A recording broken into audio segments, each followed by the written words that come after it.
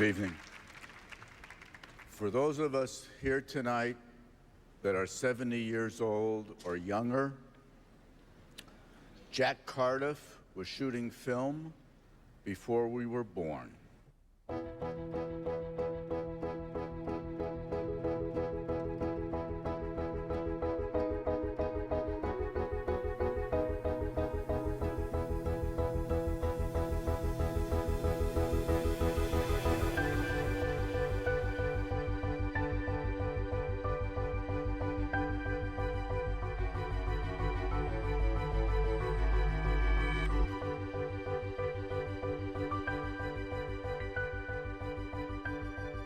I don't do many interviews, but when I was invited to speak about Jack Cardiff, my friend, I couldn't resist.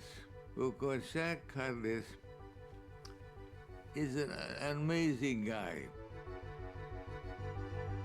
Every time I saw certain names, and one of the names kept popping up was Cardiff. Every time I saw these names, I knew I was in for something very, very special. And I began to have a very strong affinity towards British cinema because of my recognition of Cardiff's name, actually. The way a movie is photographed creates a mood and creates the mood of the whole movie so that the audience is prepared for the kind of movie it's going to be. Cinematography is central to film.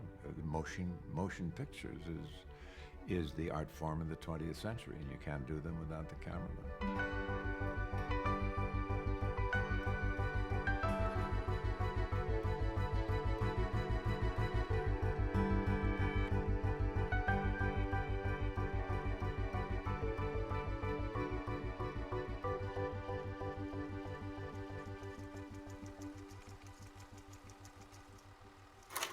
Going over to Bogey, he's dead. She's dead, she's dead, she's dead, she's alive. I'm just alive. It's fantastic, isn't it? You've outlived them all. Yeah. Incredible. I don't know. Do you think it's a tragic industry to be in sometimes? No, I don't think so. I think it's a nonsensical thing to be a job to be in because it's full of hypocrisy, hyperbole, just about everything you can think of.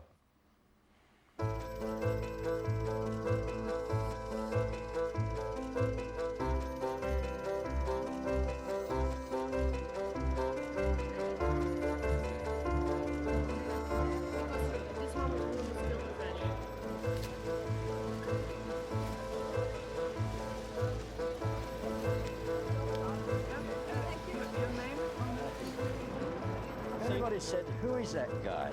Because I don't think anybody really knows who I am. I say, well, I used to be a stand-in for Frank Sinatra. How is that? Jack Cardiff a été un des plus grands chefs opérateurs de la couleur. C'est certainement un des grands innovateurs de la couleur au cinéma.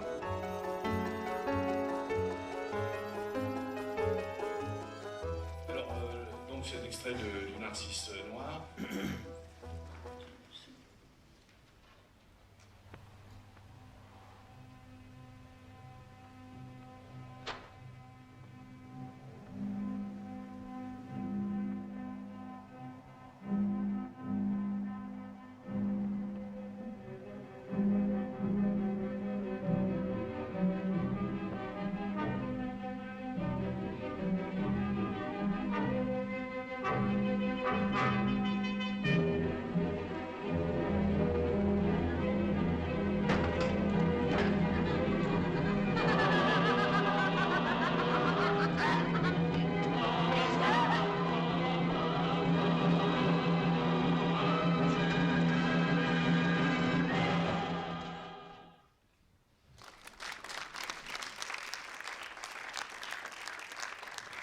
That was made 50 years ago.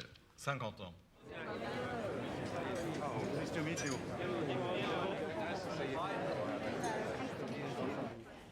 I'll come up a bit on this one. And they're putting on a narrow one on the number 4. Am I cheeky to ask, how old are you now, Jack? A couple of weeks ago, I was 91. You're still working? Yes, well, not for long. Another 10 years, and I'll have to take it easy, I think. Can you put the squiller on now? Yes, sir. Where you are now with the smoke. That's it. When did you begin, Jack?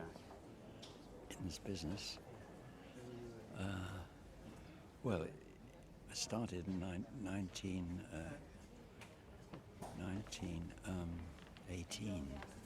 as a kid actor. That's a long way back, isn't it?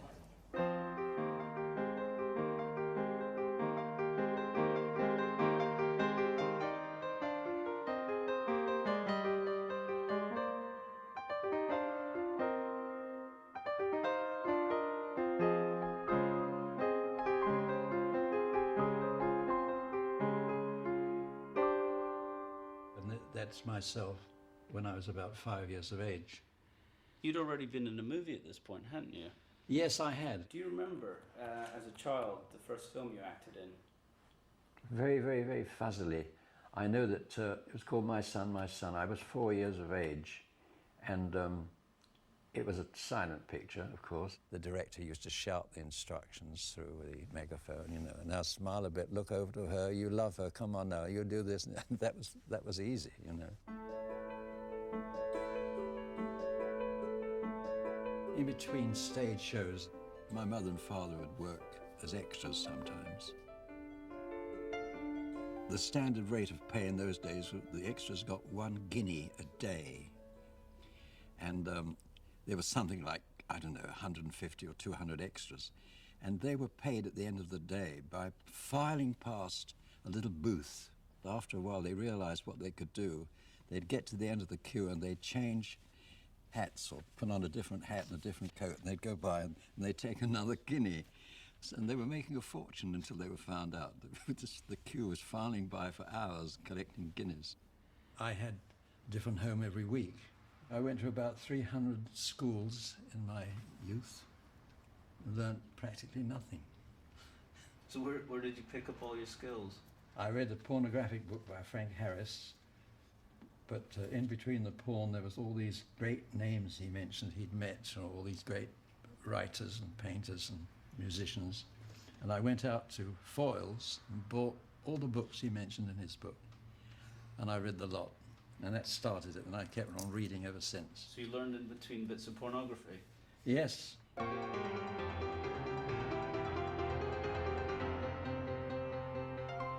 first job I had was really a kind of runner boy.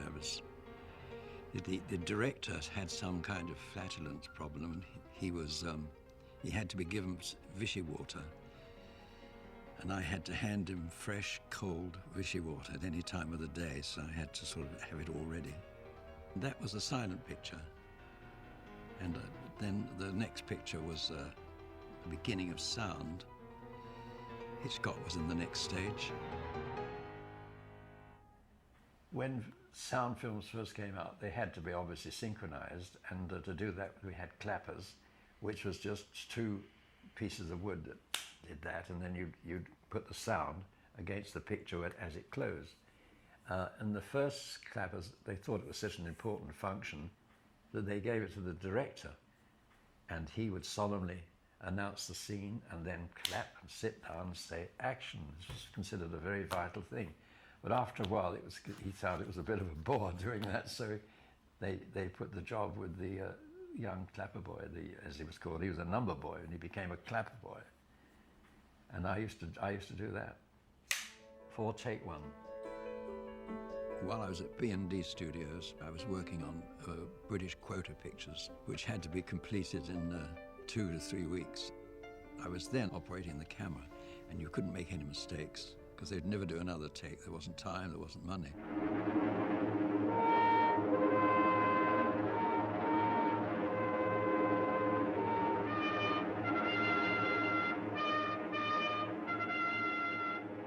Corder brought over a lot of very good people, and I think was instrumental in founding the sort of British school, if you like. I mean, he gave people the opportunity to learn from masters of their craft.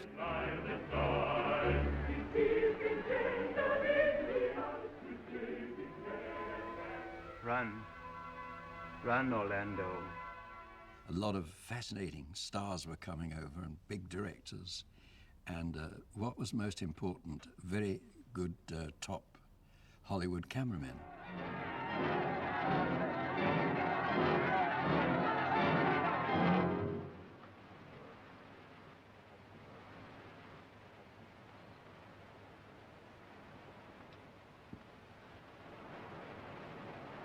What are you waiting for? Dietrich was a big sensation, of course, and she used to put gold dust in her hair. She knew a lot about lighting because she'd worked with Joseph von Sternberg. She would have been a great cameraman. And she knew that that lighting had to be so high, 45 degrees, to make a shadow under the nose. And most cameramen over the years have done exactly the same sort of lighting. She had a slightly turned up nose, like Marilyn Monroe, in fact.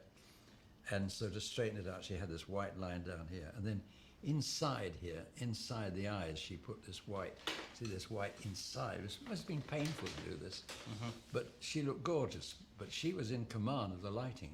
And she used to have a full-length mirror by the side of the camera. And she'd look in the mirror and say, Harry, I think the backlight could get a bit hotter, you know. And how about the kicker light? Do you think that's a little out? You know? And she used to comment on it. And Harry would whisper in me, God damn it, she's always right. You've had luck, Silver. Wonderful luck. And the most wonderful of all is to meet you. Do you think so? Yes, I do think so. Even if tomorrow means the end of us. As it may do. What about this one? Well, we had this scene in the bath, and she came on the set, and we thought she was going to be in a swimming costume, which was the usual thing. And when she took off her dressing gown, she was stark naked. Within about half an hour of doing all these shots in the bath, the place was crowded. There was about 16 electricians on the spot rail, trying to look technical, holding lamps and things. The ground, which was a paper floor, was getting wetter and wetter, and as she got out, she slipped on the soapy water and fell with a crash, and the towels missed her completely, east and west in the air. And there was the great Marlene floundering about on the floor, stark naked.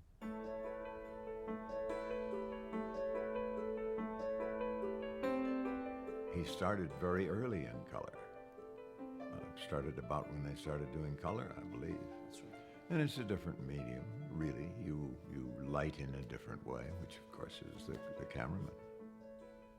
Technicolor people had come over to choose one young operator to be trained in Technicolor.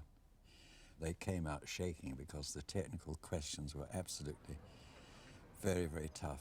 So when it came to my turn, I said right away, well, I'm afraid on the technical side, I'm absolutely zero. And there's a shocked silence. And they said, well, how do you think you're going to get on in the film business? And I said, well, I study painting and light in buildings and so on. And they asked me which side of the face did Rembrandt light. I took a chance on that one and said this side. And of course, it would be reversed in an etching. And then I talked about Peter de Hoek and his interiors and the camera obscura and that stuff. And the next day I learned that I had been chosen. Light comes through the front, obviously through the lens, and there's a prism here, which is this is the soul of the Technicolor camera. 25% of the light comes straight through the prism onto the one film in this gate here. That's the green record. And then the other rest of the light, 75% of the light, comes through and is reflected onto a bipack. This is a bipack of the red and the blue records. And of course, the magazine holds 3 films. Of course, these things free the sprockets. They do nothing except that. But I used to put on this bay act and say, I think I'll put a bit more green here, a little less blue there. And they believed it. They thought I was creating color with the camera. It's terrific stuff.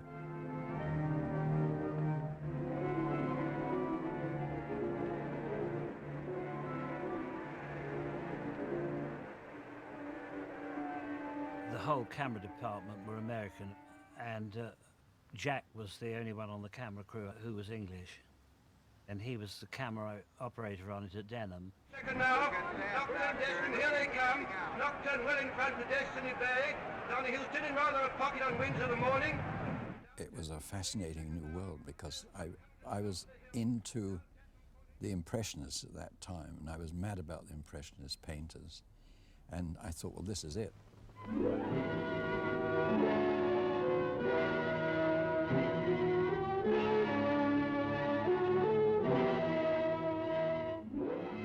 The surface of anything you look at is absorbing some color rays and is reflecting the rest. What it reflects strikes the eye, and that's how we get our impression of color. Color is light, and light is color.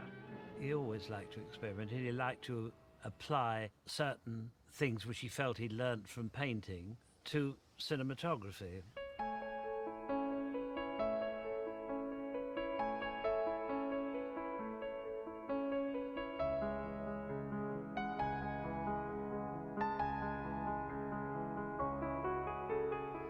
Well, as you see, I always collected a lot of interesting paintings and drawings. I learned a lot about painting. Well, I'm still learning, let's face it. The main idea is I copied some painters. I liked that Boucher. I couldn't afford to buy the real one, and so I copied it, and that's the way to learn. A lot of real painters copy other painters, you know, because this way they learn from each other in a way. It's a very interesting thing. Some people say, oh, it's a copy. Yes, it's a copy, but it takes a long time to analyze the painting to make the copy.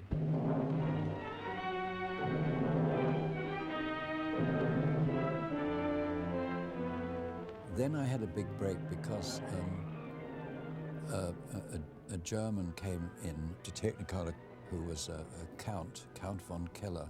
And he was a great traveller. He was a sort of, I don't know, you know, sort of buccaneer almost. He was a wonderful character, really. And somebody suggested to him, when you're on these travels, why don't you make films? Why don't you take along a Technicolor camera and crew and make travel films?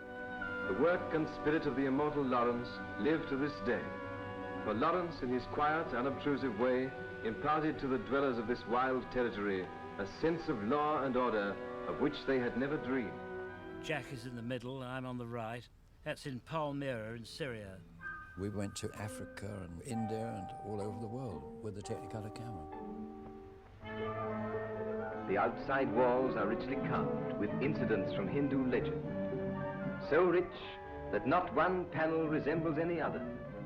Most people hadn't been abroad, I mean, and to see places in colour was marvellous. He is Nandi the bull, Nandi the joyous, worshipped as an embodiment of the force of reproduction. But Jack really was the creative drive behind them. I mean, nobody else had much idea about how to set about making it original and different.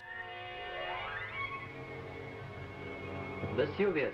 When Vesuvius was on and there were splotches of molten lava falling, we had to sort of choose a moment to dash in and just point the camera. While from the lips of its many gaping mouths, the lava. I broke the prism and burnt the tripod legs, burnt my shoes anyway, but that's another story.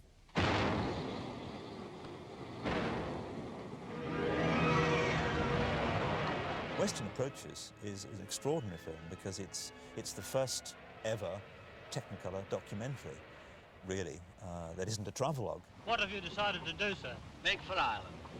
Prevailing winds and part of the Gulf Stream should be in our favour. We had a lifeboat with 22 merchant seamen in it, and the Technicolor camera was very clumsy, very difficult to work, and the director and myself and a few assistants and so on. And we went out every day on the Irish Channel, which was absolutely horrible. This is the Forces programme. Now here's a short recital of gramophone records. We're on the home stretch now, Bill. You can always tell when you hear the old BBC bumping along now.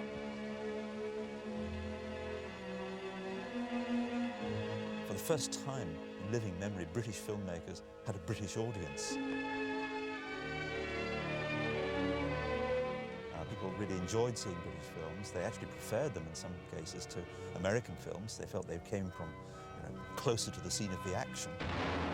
How could Americans understand what people in Britain were going through during the war? And so, towards the end of the war, I think British filmmaking was really on a high. At that time, I had not yet photographed a feature film in its entirety. I'd done lots of little pieces, and I'd worked mostly on the second unit. And I was desperate to get the big break. There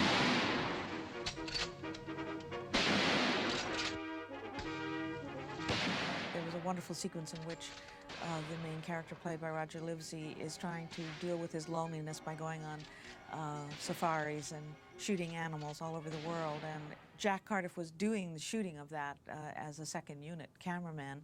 And my husband came in and watched him doing it. And I heard a voice say, very interesting, and looked round, and there was the great Michael Powell, and he said, would you like to photograph my next film?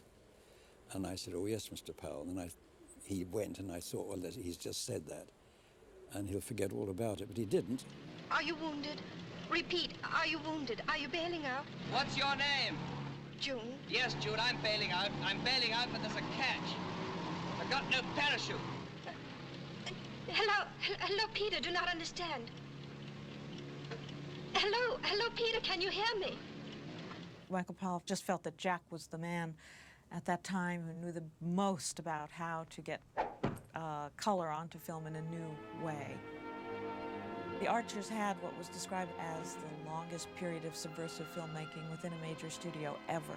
And because their films were very popular, commercially successful, they got away with murder. We were our own bosses. We produced it, we wrote it, we directed it. And if anybody said to us, may I suggest you do this, we just said, therefore.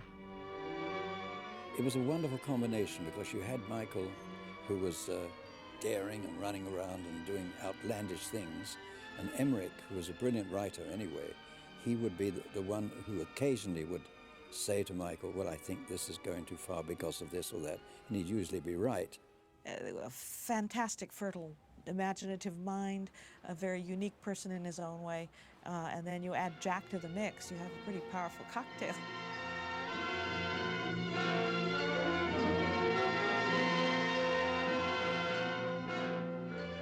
It was daunting for me as my first film, and even for Michael Powell, it was an ambitious project. We were on doing an exterior, and Michael said, oh, he said, I'd love to have a fade in, a kind of, instead of just a fade in, I'd like to have something different, like a mist thing or something. I said, well, wait a minute. I said, look through the camera. So he looked through the camera, and I went to the lens and went,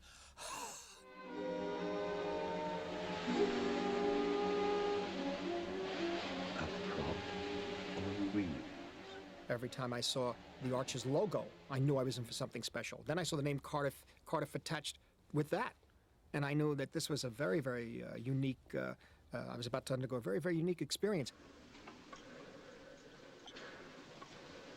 Child, where were you born? In Boston, sir. I'd made a bunch of films in Hollywood, but nothing to compare with this. It was an enormous production. The court will adjourn.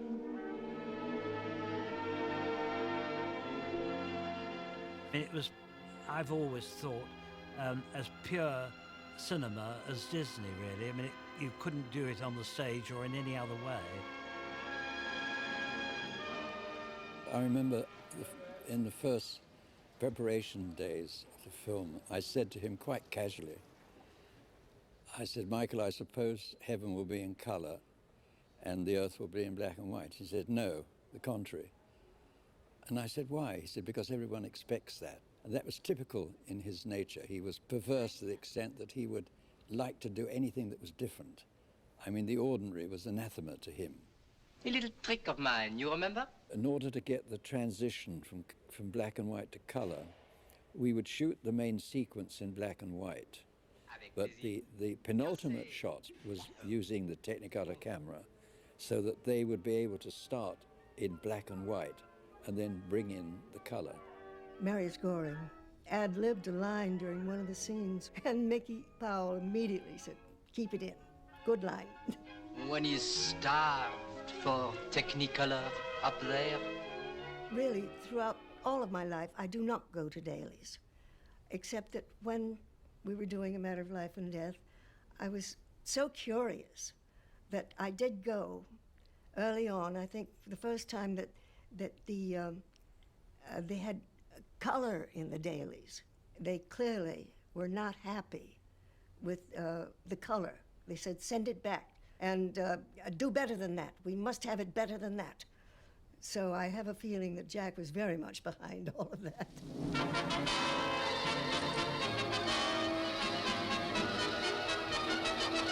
Outside the Empire, thousands of Londoners crowding the approaches to see the royal family and also the many film stars and notabilities attending the Royal Command film performance. Michael Powell, one of the two producers of the film, on the stairway. At the end of the picture, either the cameraman would collect these, put on one sheet, or Technicolor would do it for him. I have several, and they're great fun to look at them.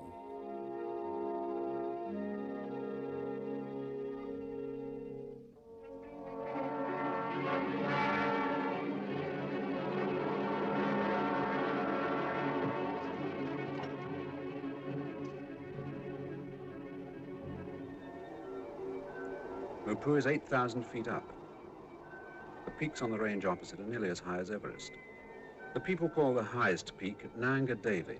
It means the bear goddess. On Black Narcissus, we all expected to go on location to India. And we were greatly surprised when Michael Powell, the director, told us the entire film was going to be made at Pinewood Studios in England. I saw it as a wonderful exercise for all of us to produce a real perfect color work of art. Michael collected around him the best technicians that were available, and he had a brilliant art director, Alfred Junger. He was very German and highly organized, and if he designed a set, when you walked on for the first time, there would be a cross on the floor, and he said that is the camera position with the 35mm lens. Alfred Junger, the designer, and Jack Cardiff, the cameraman, would have endless arguments and conversations about the settings. First of all on paper, and then when they're painted, then in detail, and then when the set was there. The exteriors out on the lot at Pinewood with the Himalayas and everything, I mean, were absolutely marvellous because they were plaster mountains in perspective. But I mean, the result was just unbelievable. You actually looked out of the window and it looked real. Sometimes Alfred would have to tear half of it down. Jack pointed out that the kind of lighting that he wanted for this particular sequence couldn't be done because there was a wall in the way. Alfred would be furious. But together they just worked miracles. I mean, you never get the slightest feeling of studio, do you?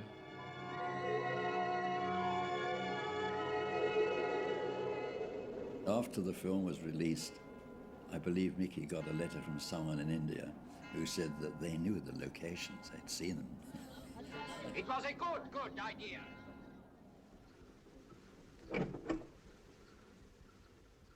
Vermeer was the sort of painter I had in mind on Black Narcissus because the light had to be clear and as simple as possible.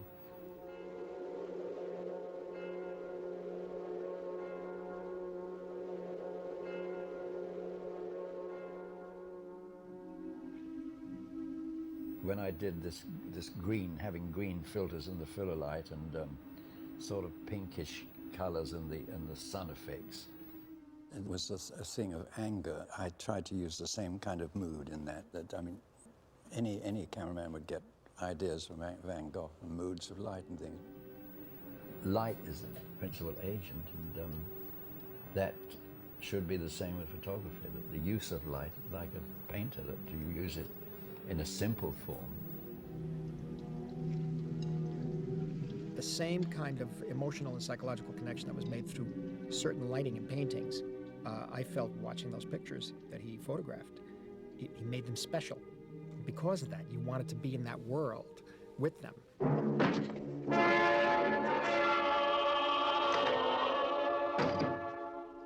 can't order me about. You have nothing to do with me anymore. I know what you've done. I know that you've left the order.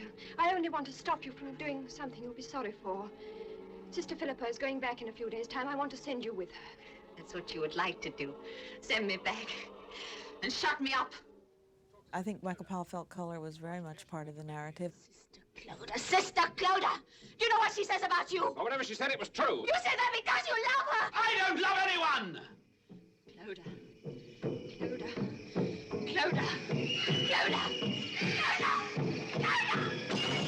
When I saw their work on screen, this was like being bathed in color. It was palpable. I don't know what the color itself became the emotion of the picture.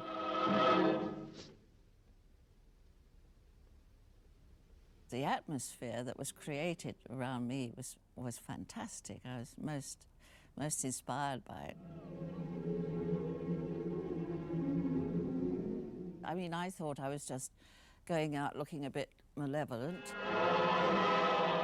But when I saw it on the screen, I was amazed at this great blare of music and this incredible face with the wet hair.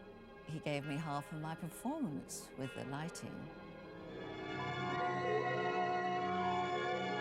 When Arthur rang and he took it to California, showed it in Hollywood, he got the most wonderful technical praise. You know, the art direction got 2 Oscars. Jack Carter's photography got another Oscar.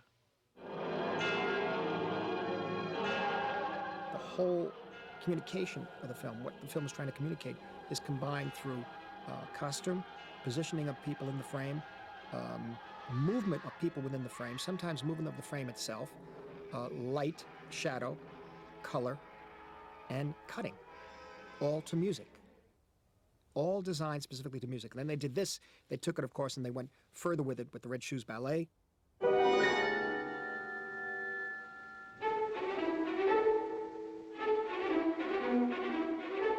The last day but one of Black Narcissus, Michael Powell said to me, "What do you think about ballet, Jack?" And I said, "Not much." I said, "All these sissies prancing about, you know." And I said, "I don't think much." And he was amused rather than horrified. He said, "Well, Jack, you better get to like ballet because this is your next film." And he said, "And I've got tickets for it to go to it practically every night." And I thought, oh my God. And very shortly, of course, I became absolutely wrapped up in ballet, and I loved it. Actually, Miss Page, I want more, much more. I want to create, to make something big out of something little.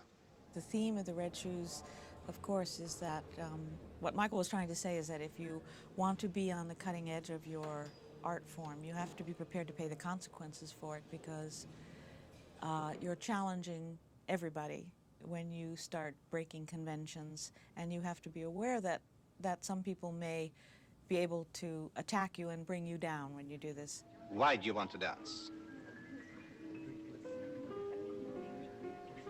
Why do you want to live? I don't know exactly why, but I must.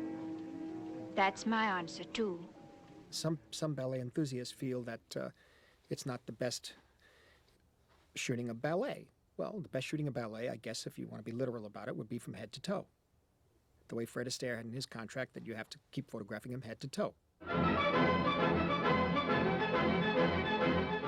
But what they did was they changed that completely. They paid no attention to that. And what they did was they made a film about what goes on inside the dancer's head.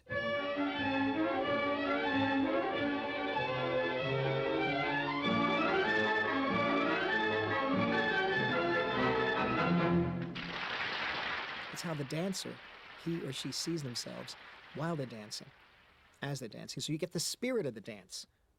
You get the spirit of it. And well, that I applied that later to the boxing scenes in Raging Bull. What they hear, what they see. What they hear and what they see. Very important. Michael Powell had courage. He would take a risk, big chance to do something which might seem crazy, but it usually came off. The camera devices are welded to the material. They're welded to the emotion of the film. They are for the purpose of impacting the audience.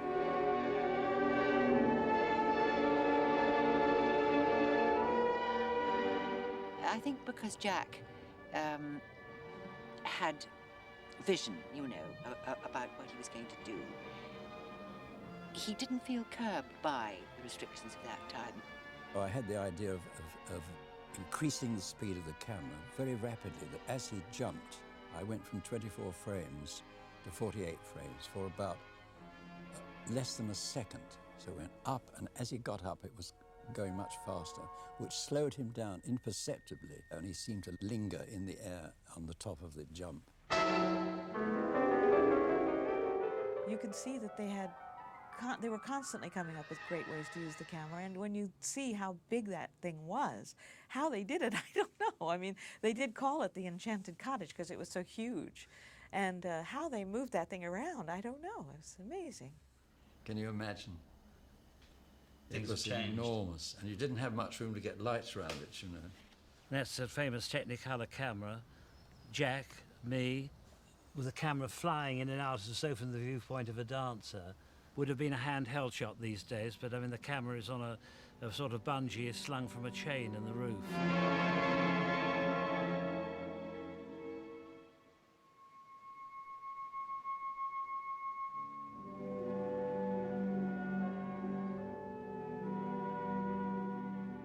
You begin to see, I must say, flourishes where the camera cut or a piece of composition for the length of the shot. That you begin to realize that he's using the lens like brushstrokes.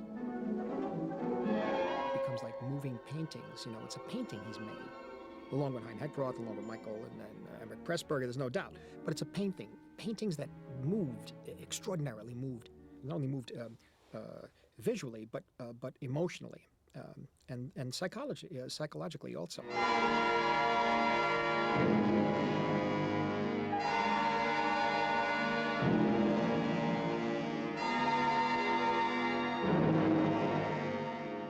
There was something so audacious about Red Shoes, and something that was so utterly unique, different from any film being made at the time.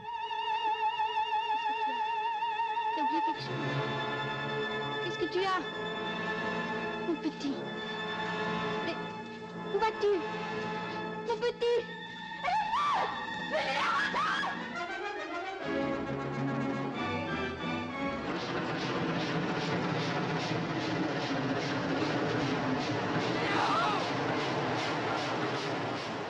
The lessons of those films have never left me. I still keep drawing upon them. I think it's had a huge influence. I mean, particularly on Scorsese, of course, and Brian De Palma. De Palma, easily, the Expressionism. It's about expressing color. It's expressing, the glint of a knife and the color of the blood. I mean, it's all there with Brian. Look at Scarface. And Lucas and Coppola. And then, of course, you have Francis all the time. Godfather, clearly in One from the Heart. It's about passion, I think. You could feel these people were really, really dedicated and involved. When it was cut, it was shown to Mr. Rank.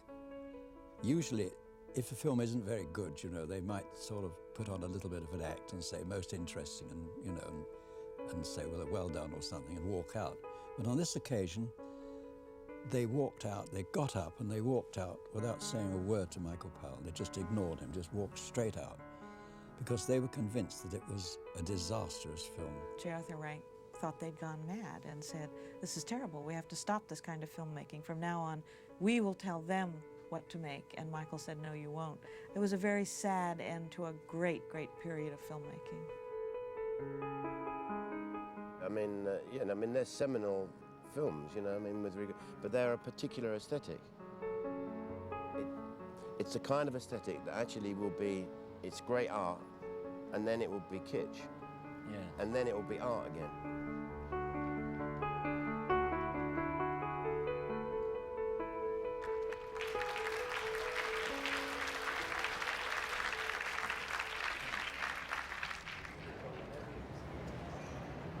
I've signed all over England and America too. And I just lost count. Happy birthday, huh? Yeah, that's very great. I remember outside the studio gates once, I'd just come back from seeing Marilyn Monroe and Laurence Olivier, and as they came through the gates, they were all screaming, you know, and then I went by and they said, who's that? And somebody said, oh, he's just nobody. How did you feel? Well, just like a nobody. Well, after working with Powell and Pressburger, Jack had a remarkable career, really, because in quite a short space of time, in less than 10 years, he worked with many of the greatest filmmakers in the world. I mean, it's a real roll call that starts with Hitchcock.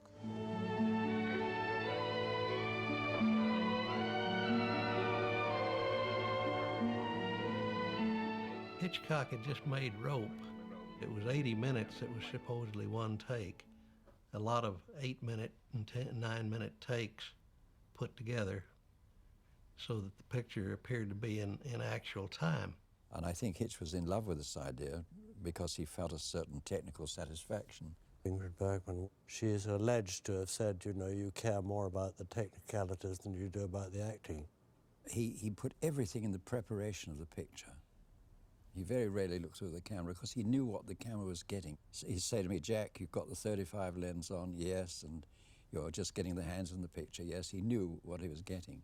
It was the first crane of its kind that ran entirely independent of tracks. The camera started in the front of the house, through the kitchen, and then into the drawing room, talk, went into the hall.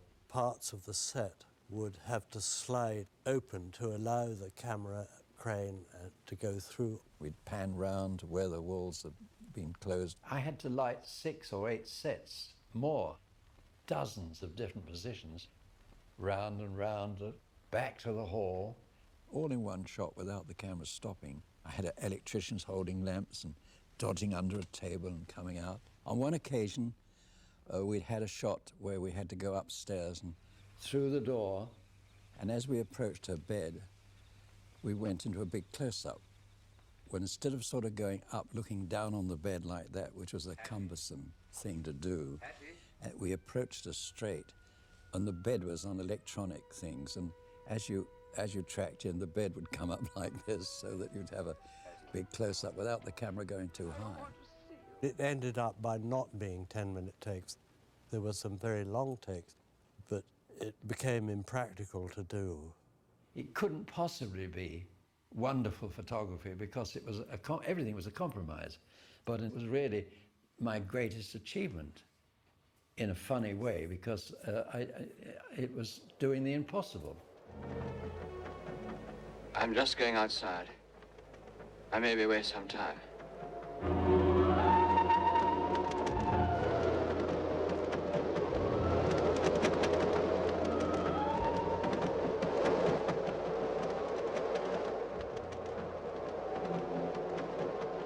It was probably one of the most marvelous pictures I've ever been on, and I had the luck of having a fantastic cameraman.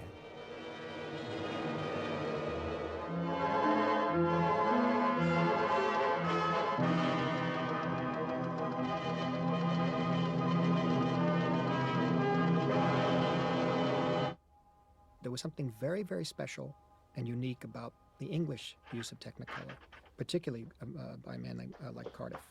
And that became something else, and that had a lot to do with emotion, I think. It had more to do with painting. Not to say that the American cinematographers didn't use painting. Of course, they were brilliant. But how should I put it? That was a different type of commodity. Jack joined Hollywood at the point at which it really began to march out into the world.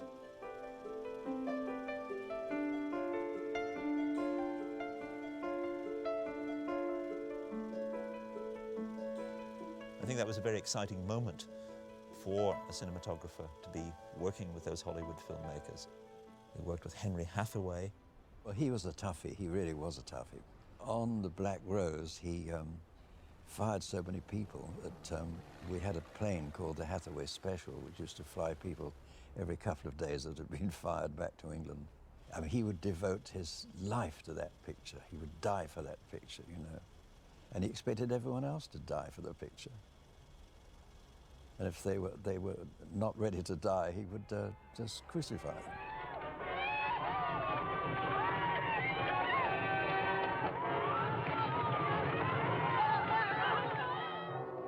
I never saw anyone look less like Young gallants going off on a great adventure. He said he'd play Genghis Khan on condition that his coat was lined inside with mink. They said, but Orson, you know, we don't see the mink coat, it's expensive. They said, Orson said, I've got to do it that way. So, okay, so they got the mink and they put it in line. You never saw it inside, lining inside. And of course, at the end of the film, when his part was finished, he slipped off with the coat and went off to do more scenes on Othello and turned the coat inside out so that he had the mink coat for Othello. What are you stewing about, mon Capitan? Partner told you where we were going last night. Where? The Sahara Desert. Straight ahead and turn to your left. On the first day's shooting, when John Wayne, he played the part of a foreign legionnaire. He came on the set and he had a cowboy hat on and the holster and the boots and the gun, just like a cowboy. And I said to Hathaway, Henry, why is he wearing that cowboy outfit? And Hathaway looked at me like I was an idiot. He said, he always wears the cowboy outfit. He was always doing withdrawing the gun business, you know, and flicking it around and flicking it back again. He was always doing it. And I did a lot of shots of him doing that. And someone gave Sophia one of these things you blow and it comes out, you know. She loved that.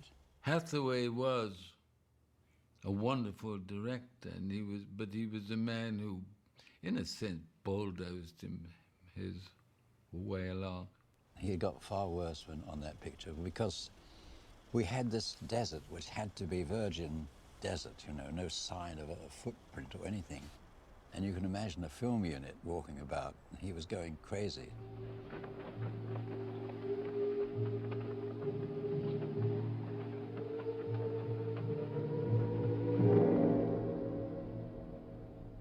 The English crew were having a cup of tea in this so-called place. And he put up a notice on the board because he hated the whole idea of the English unit having tea. And he said, in future, on the notice board, the English crew will drink that tea standing up. And he said, come on, Jack, get these locations. Let's find these locations. So I got in the car and I said, Henry, you've just blown it. You've made a terrible mistake. He said, what the hell are you talking about? And I said, well, at the moment, the English crew, they respect you. They don't particularly like you, but they respect you. But I said, now you've done that. I said, English tea. I said, forget it. I said, you're a villain from now on. He said, oh, you're full of shit, you know, and he just thought for a moment, and he turned the car around and drove back, and he tore the notice board off the screen.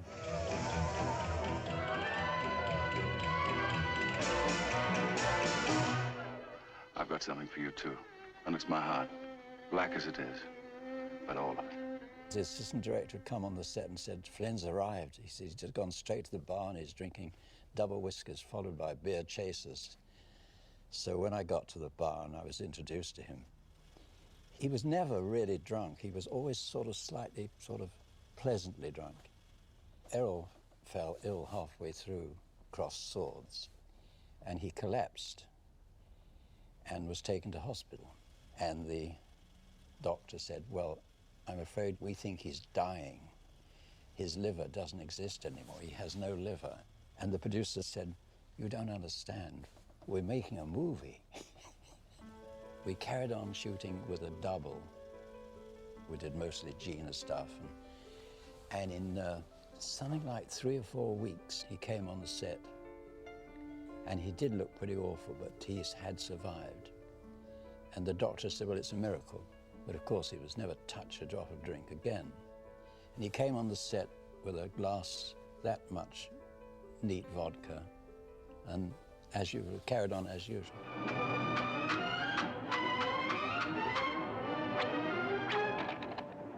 You have been studying my style, monsieur. I think one has to understand at that time, films were still films were still entertainment as opposed to today. No, today they're entertainment too. But at that time, they were coming out of the old Hollywood system.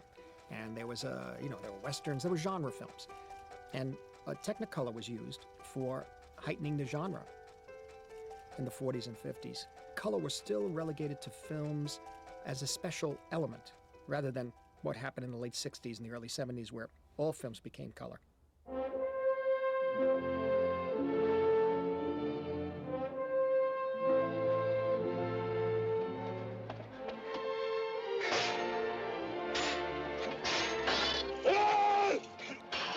was suggested by the producer of the picture, who also happened to be the star.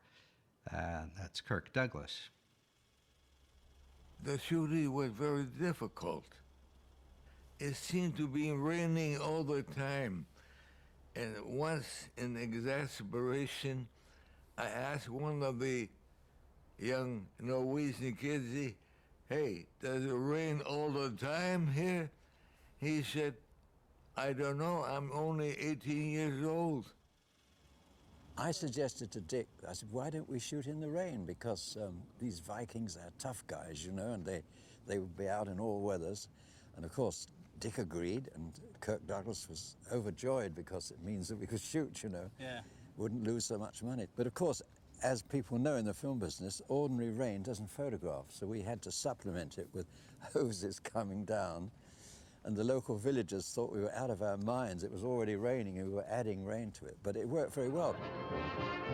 Kirk Douglas, he liked doing his own stunts. In fact, he was a very good, he had a good sense of timing and all the things that are good in a stunt man.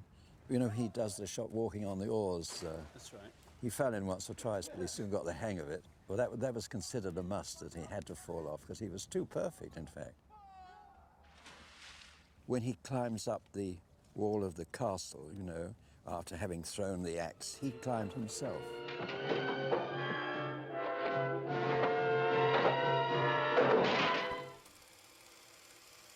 With Jack's ingenuity, we were able to do some pretty remarkable shots. And looking at the film now, I'm really astounded at how well they turned out, knowing how they were made, which was really with spit and cardboard and some rubber bands. And it worked great.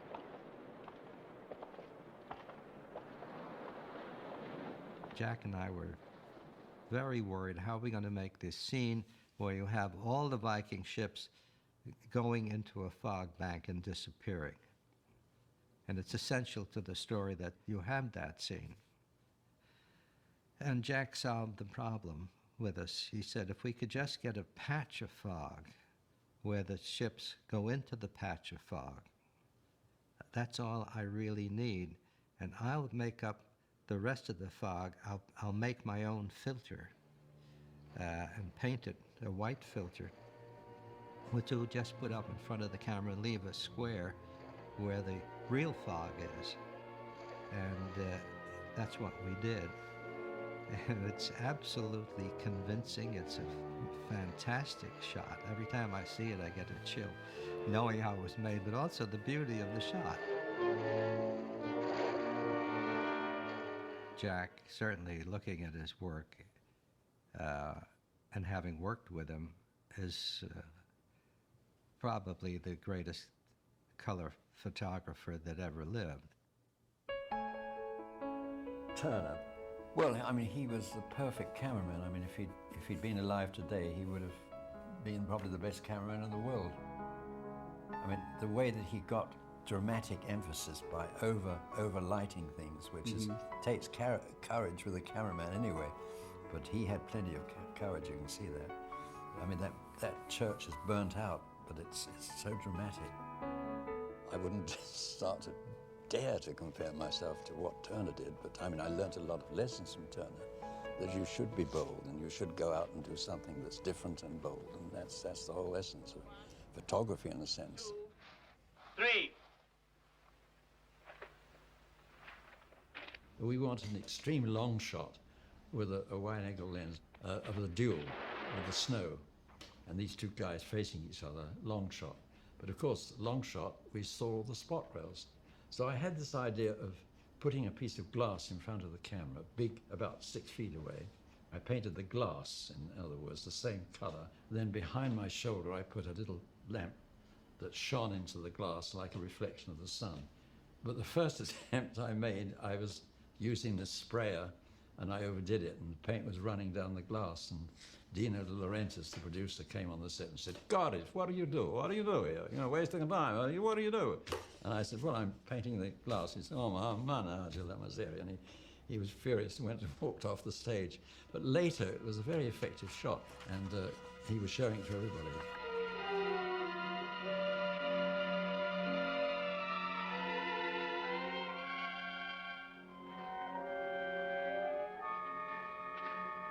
Of all the love stories France has given to the world, this is the one to live in your memory.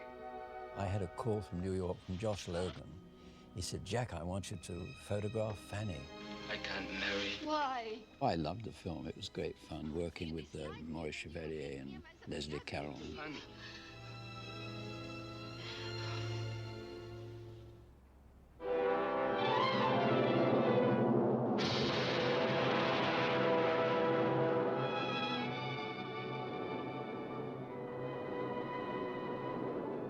One of the most beautifully photographed pictures of this whole canon would be Pandora and the Flying Dutchman. When do you want to marry me, Stephen?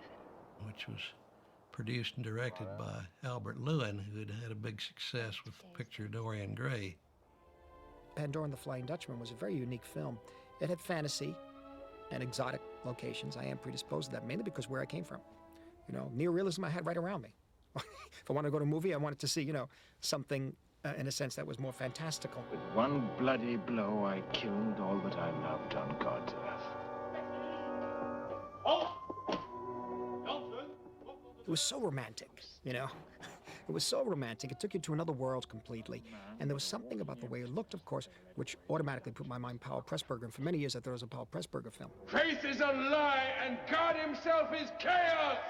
Silence! It had the magical quality of Ava Gardner as almost a mystical figure, mystical sexuality. Hello? I was introduced to her and she said, Jack, I'm pleased you're going to photograph me, but you have to watch me when I have my periods because, you know, I don't look so good. And I said, don't worry, I'll look after that. That was the very first thing she said to me. And Al Lewin used to do take after take, just not that he really wanted to do another take, but he just wanted to keep going so he could gaze into Ava's face. And in a way, that's true. I've changed so since I've known you. He said, I want you to go to Wallace Heaton's in Bond Street and buy yourself a 16mm camera, which I have here, and it's just about the cheapest one you can get. And I took it out to Africa on African Queen, and well, I've taken it on many films.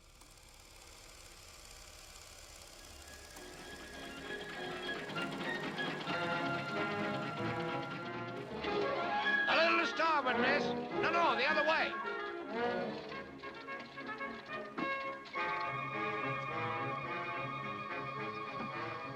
John Huston had the idea of doing the whole thing in Africa, and he said it was going to be so easy. Huston went out there and he said he didn't like that location. It was too pretty. So he disappeared for a couple of weeks and we wondered what had happened, whether he would been eaten by crocodiles or something, but he then sent a telegram saying he'd found the perfect place in the Belgian Congo.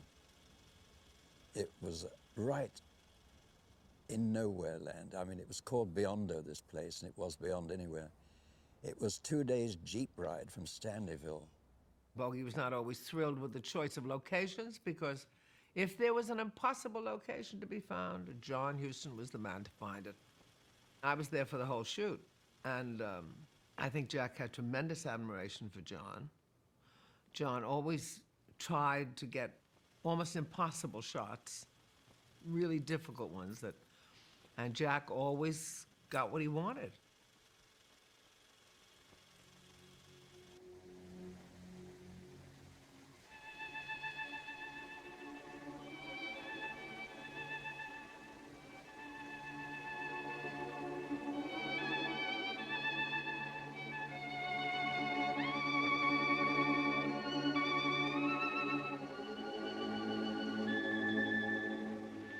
Houston was quite easy going in a way, but ever beneath a casual kind of attitude was the artist, was the perfectionist. He had the utmost regard for Jack.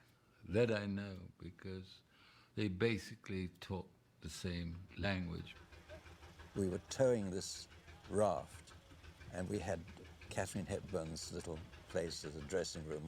I had a tiny generator for my 2 lamps. I only had 2 lamps on the picture.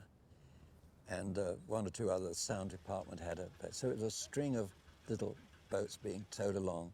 And of course, when we came to a corner, they were like a row of sausages, and they couldn't turn, so we'd crash into the bank. You could find yourself with one leg on the African Queen on the boat with Katie and Bogey sitting down there, and your other leg up on the bank of a river, and you holding a boom like that over them and able to go in. And in those rivers were rather nasty creatures.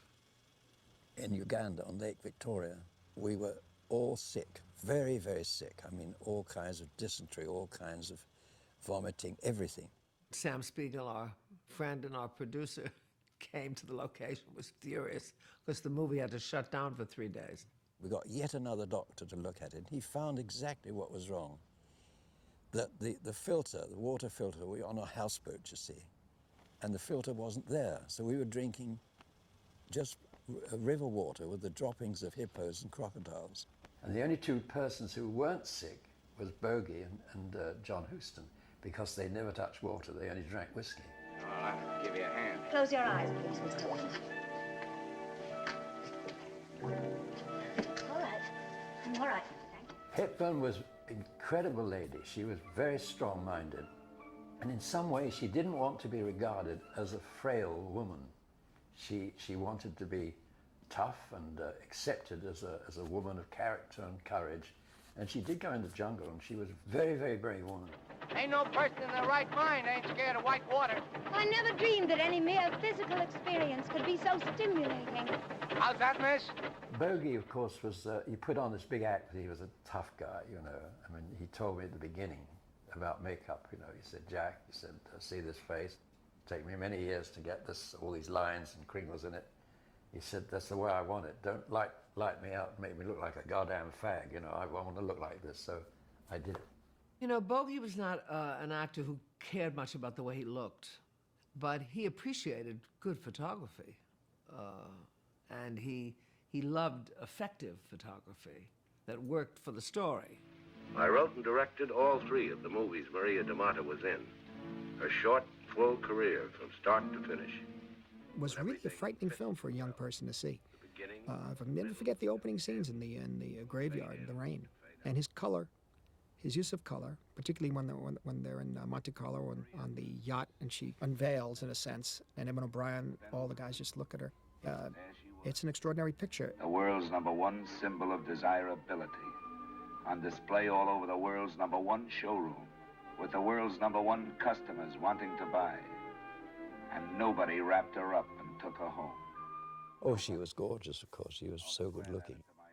I was on location with that one as well, and that, yeah, but I mean, I think that Ava Gardner was certainly not hard to photograph. I mean, Bogey may have been, but Ava was such a great beauty. The first time I met her, she was very happy with Frank Sinatra. And the next time I worked with her, she was leaving Frankie, or something had gone wrong, and she was taking Sonoril to sleep. And that made her a bit sleepy. The eyes had to be looked after. So I was lighting her more carefully. And it is a fact. They rely on a cameraman very much. I think that I am pretty enough, but I would not want to be that kind of star. Pretty enough. Any woman that can use the moon for a key light. Key light? What is that? Oh, that's your own special light when the stage is all lit up. The light that shines only on you. You took a lot of portraits of actresses, didn't you, over the years? Well, yes. I had, I used to take them usually in the lunch hour. And I only had time to do a few.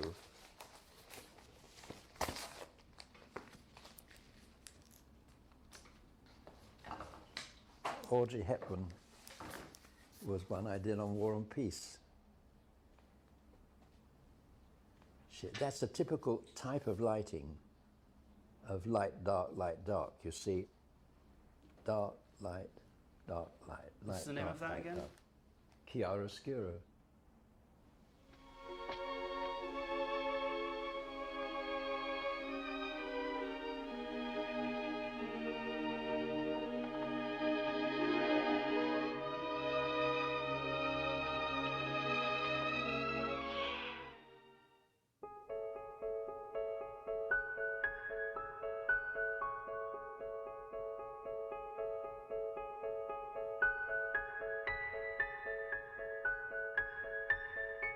I tried to photograph them as many times as possible to get used to their face and study any kind of flaws and things.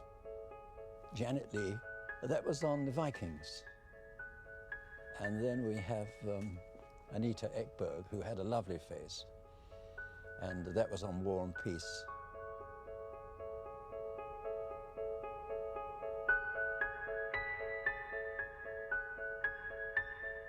They all had different qualities. I mean, Lorraine had the most gorgeous eyes, very expressive eyes. Audrey Hepburn had these very thick eyebrows, which was, she made a fashion out of that, you know, and she made a fashion out of many things. That's Sophia Loren with a big hat. This is when I became like an amateur enthusiast who takes pictures wide as he takes. He likes to take pictures, you know. And these women were beautiful women. And you know, like you collect stamps. I collected beautiful women, photographically, of course.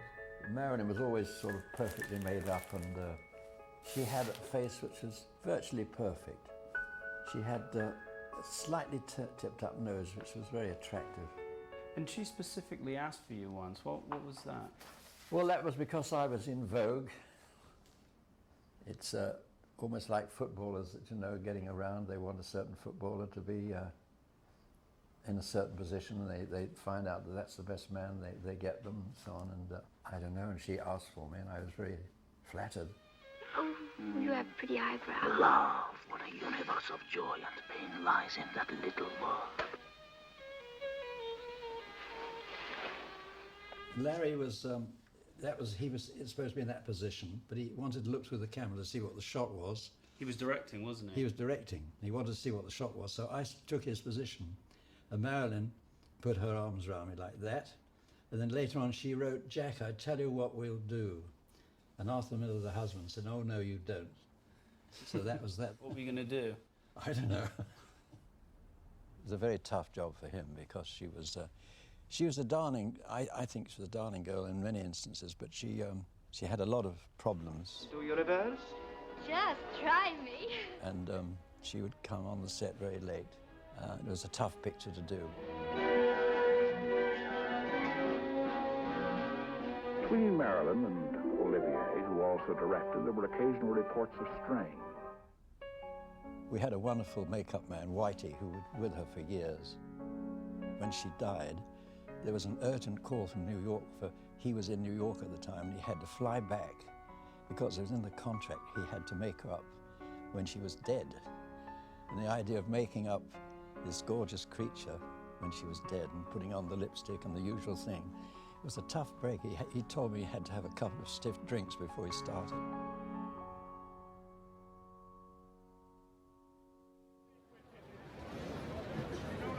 Some weeks ago, I had a celebration party celebrating my 80 years in the cinema. No matter how good the cameraman is or thinks he is, he's got to serve the director. That's absolutely important. The director has to be the one who has the responsibility for the final film. Quelles que soient ses qualités, le chef opérateur doit être au service. It became apparent when we were doing the Vikings that Jack really was very interested in the actors and in the direction of the picture. Jack had every potential of being an excellent director, and we discussed that, and as a matter of fact, I let him direct one short scene in the Vikings just to see how he handled it and how he felt directing a film. I worked on a couple of B pictures, and the first one, the critics said in effect that why on earth did I want to be a mediocre director when I'd been on top as a cameraman? And they suggested I went back to photography as soon as I could. Anyway, soon after that I got the big break on Sons and Lovers.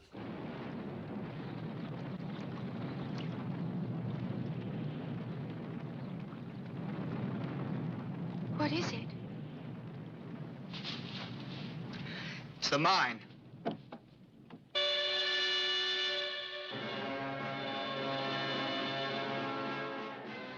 thought Sons and Lovers did a marvellous job. Marvellous job. And some of them don't make the transition very well, do they? But he did. Local people, many of them from mining families, became actors to help recreate a mining disaster. Jack Cardiff was the director. I do think that cinematographers are inclined to be suspected of concentrating on the look of the picture, which I don't think Jack did, and I think that he was very clever to want to work with Freddie Francis, who was a very established cameraman at that time. I'd just done a film for Jack Clayton, a room called Room at the Top, and I guess Jack liked the look of that and decided he'd like me to do his film. Either that or he thought I was cheap, I can't remember. I would never go to Freddie and say, hey Freddie, do you think the backlight could be a bit hot? Or, you know, whatever. I would never say anything.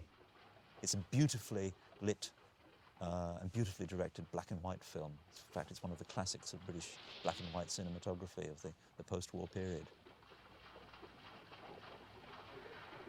Forgive me. Forgive you? I love you. I always thought, being a southerner, I always thought that going up north it was dreary and dark like that, so I was quite happy to shoot it that way. Action. And the local actors jump to it, producing a scene which will be one of the highlights of the film.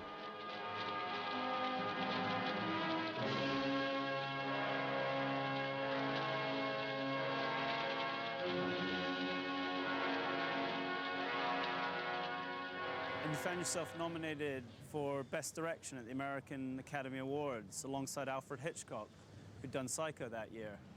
Because I'd worked with him, as you know. And he'd seen Sons and Lovers. He said, I've seen Sons and Lovers. He said, it was bloody good. He looked at me and must say, how could you make such a good film? Because to him, I was the cameraman, you know. Hello, we're here! William. Hey. Come on, Paul! Get here! Go on, quick. Go on. Quick. I've been waiting to see us. Come on, quick. It had a tremendous reception. And I felt this was really something, that the lights were coming on and everyone was applauding. And Buddy Adler, who was the chief of 20th Century Fox, whispered in my ear, he said, Jack, you must enjoy every moment of this. It may never happen to you again. In fact, it never happened quite as good as that. Did you ever see Sons and Lovers that Jack directed? Oh, of course. It's a beautiful film. Beautiful film. I have a print of it. Right. A scope print of it. And I like a lot Sons and Lovers. Young Cassidy, I like a great deal. I have a print of that also.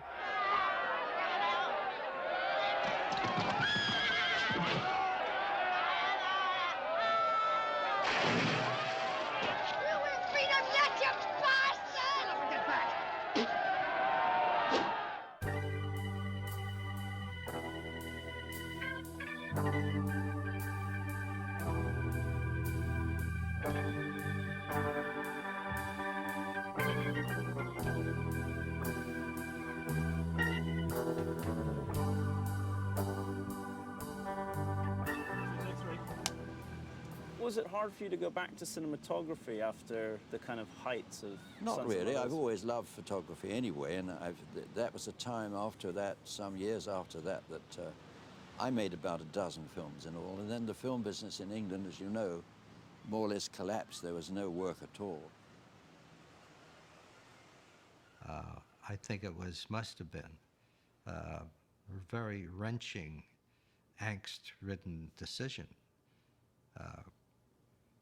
And I really felt for him when he had to do it in one way. And the other way, I was very happy because I grabbed him immediately to be the cinematographer on the next picture that I made. Your Majesty, I'm not the Prince of Wales.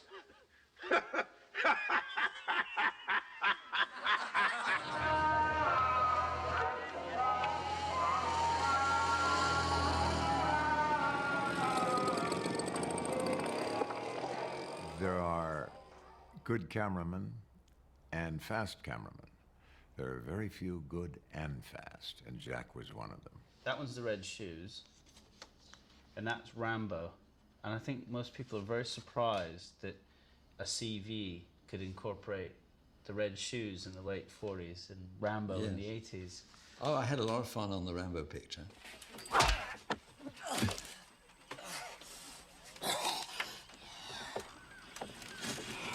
see you are no stranger to pain. Perhaps you have been among my Vietnamese comrades before.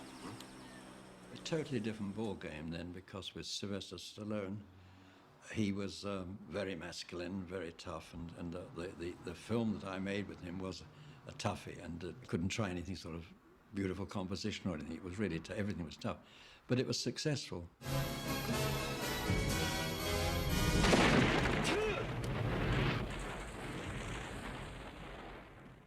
Jack was the same dedicated, brilliant creator that he always was. He didn't change in all that time, and he put the same amount of enthusiasm and extreme professionalism into the last film we made as he did in the very first. The only other cameraman I work with who is that fast and that good is Sven Nykvist. Sven is lightning fast, and so is Jack.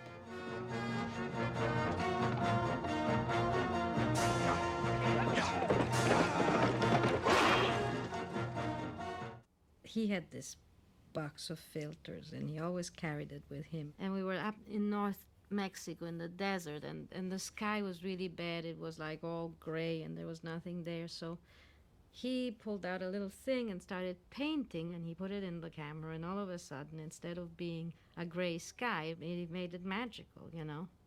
He's just a genius.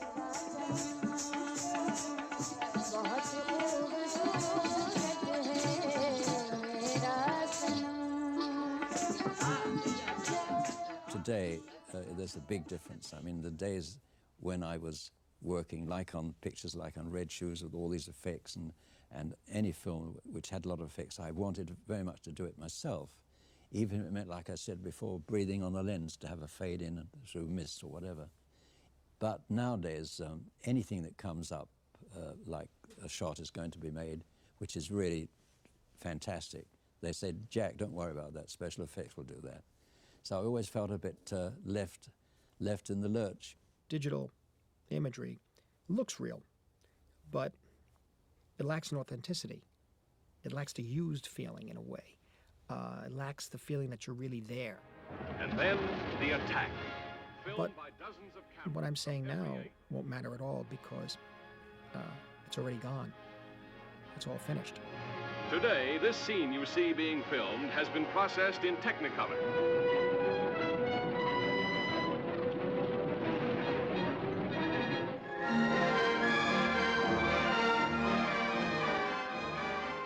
Cinematography is definitely an art form, and it is, I think, the main art of the 20th century.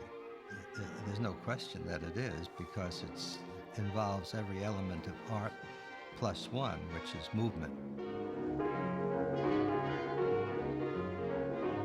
Well, I would like to think it's an art form, you know, but there's always the stigma of cinema because it's populist.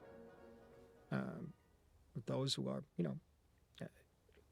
wonderful literary figures, critics, etc., intellectuals, will feel that cinema is a popular art form, therefore it's not a popular form, therefore it's not really art. When I see him, I see the young eyes of a child peering. It reminds me of the eyes of Chagall, the painter. Very inquisitive. How do you get almost like a spiritual image in your mind and try to make that concrete?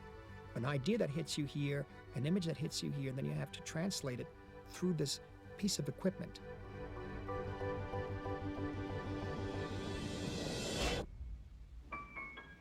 Some people, in an effort to be kind and complimentary, they say, Jack, they don't make films like those old Technicolor films, you know, but of course that's all nonsense. I mean, to me, the standard of photography has improved, enormously. Go on, keep going. Keep going. Quiet, please, everyone. Chris, see where I'm going. But why don't you want to retire? No, I think it's. I'd hate the idea. I've got a big horizon. I mean, there's painting in between, which is nice to do, and hopefully one of these days I'll just drop dead on a film set.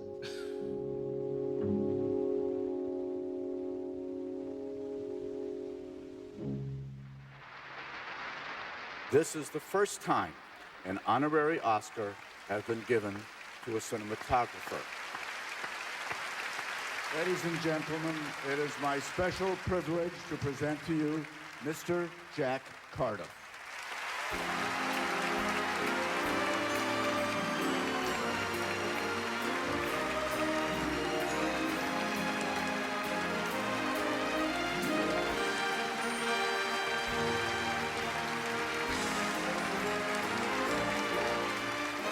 Thank you.